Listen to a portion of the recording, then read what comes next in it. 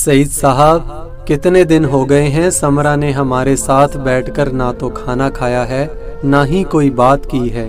Mrs سعید نے افسردگی سے شوہر کی جانب دیکھتے ہوئے کہا۔ سعید صاحب نے کافی کا کپ میز پر رکھتے ہوئے پرسوچ نظروں سے بیوی کی جانب دیکھا اور اٹھ کر ان کے برابر آ کر بیٹھ گئے۔ ریحانہ، اس کو کچھ وقت دو، وہ بہت بڑے صدمے سے گزری ہے۔ 3 سال کی منگنی کا یوں اچانک ختم ہو جانا معمولی بات نہیں۔ بس تم ہمت رکھو اور اس کو بھی ہمت دلاؤ، انشاءاللہ سب ٹھیک ہو جائے گا، وہ متانت سے بولے۔ ریحانہ نے ایک لمبی سرد آہ بھری۔ آپ ٹھیک کہہ رہے ہیں، مگر مجھ سے بیٹی کا دکھ برداشت نہیں ہو رہا۔ اور پھر وہ بات بھی تو نہیں کر رہی۔ بات بھی کرے گی، لیکن ابھی وہ جیسے ہے ویسے ہی رہنے دو۔ سعید صاحب نے بیوی کے کندھے پر نرمی سے ہاتھ رکھتے ہوئے کہا۔ سمرا ریحانہ اور سعید کی اکلوتی بیٹی تھی اور حد سے زیادہ لاڈلی۔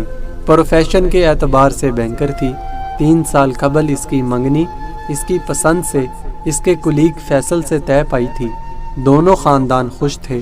جلد شادی کی تیاری شروع ہونے والی تھی کہ اچانک فیصل بنا کچھ بتائے USA چلا گیا اور وہاں پہنچ کر بذریعہ فون سمرا کو بتا دیا کہ وہ اب اس کا انتظار نہ کرے کیونکہ وہ اب واپس نہیں آئے گا۔ گرین کارڈ کے حصول کے لیے اس کو وہیں شادی کرنی ہوگی۔ فیصل کے گھر والے جہاں شرمندہ تھے بیٹے کی اس حرکت پر، وہاں انہیں بہت دکھ بھی تھا کہ سمرا جیسی اچھی لڑکی اب ان کی بہو نہیں بنے گی۔ سمرا کے والدین کے لیے بھی یہ خبر کسی بم دھماکے سے کم نہ تھی، لیکن اس سے بھی بڑھ کر ان کے لیے مسئلہ سمرا کی خاموشی تھی۔ جاب سے اس نے ریزائن کر دیا تھا اور سارا دن کمرے میں بند رہتی۔ کھانا تو پہلے بھی کم کھاتی تھی، مگر اب تو سارا دن کافی کے مگ اور ایک سلائس یا 2 بسکٹ پر گزارا ہو رہا تھا۔ ریحانہ نے کئی بار بیٹی سے اس کے دل کا حال جاننے کی کوشش کی، مگر وہ کسی بھی موضوع پر ماں باپ سے بات نہیں کرنا چاہتی تھی۔ سارے گھر میں مردنی سی چھائی ہوئی تھی۔ سعید صاحب صبح اپنے آفس چلے جاتے اور رات 9 بجے واپس آتے۔ سمرا اپنے کمرے سے باہر ہی نہیں نکلتی تھی۔ یوں ریحانہ پورے گھر میں بولائی پھرتی۔ صوفیہ، مجھے چائے کا 1 کپ دے دو اور پھر کچن کی اچھی طرح صفائی کر لو، ریحانہ نے لاؤنج سے ملازمہ کو آواز دے کر کہا۔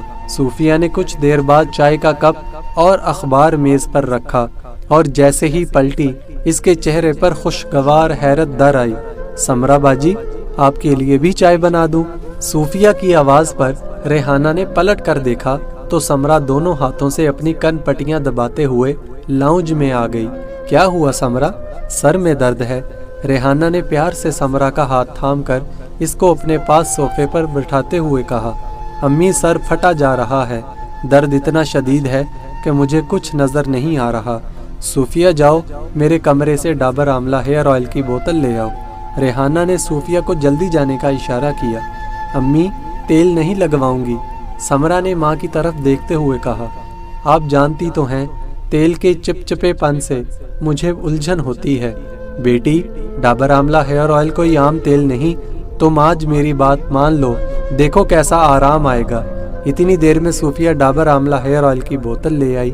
سمرا، تم نیچے کشن پر بیٹھ جاؤ، ریحانہ نے سمرا سے کہا تو وہ بادل نخ واسطہ صوفے سے اٹھ کر منہ بسورتی نیچے کشن پر بیٹھ گئی۔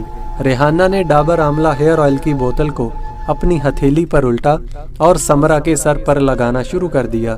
امی، یہ خوشبو کس چیز کی ہے؟ سمرا نے آنکھیں بند کیے ماں سے پوچھا۔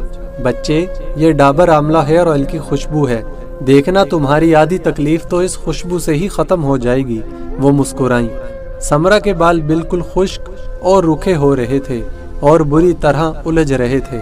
ریحانہ اب سمرا کے سر پر باقاعدہ چمچی کر رہی تھی اور وہ محسوس کر رہی تھی کہ سمرا کے تنے ہوئے تاثرات اب ڈھیلے پڑتے جا رہے تھے۔